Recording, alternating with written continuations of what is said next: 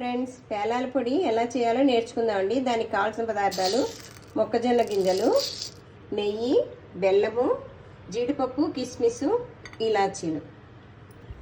Cooker లాంటి pan పెట్టుకుని బాగా వేడెక్కాలండి. ఈ గింజలు వేసేసుకోవాలి. మనం ఇలా కలుపుకోవాలి. గింజలు వేడెక్కగానే టప్ టప్ మంటూ ఉంటాయి.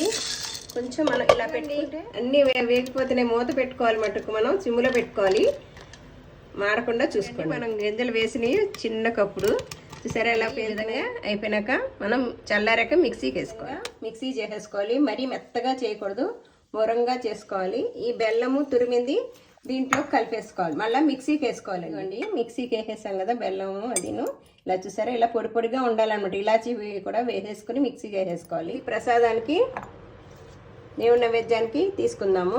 ఈ పొడితోటి లడ్డు కూడా చేసుకోవచ్చండి.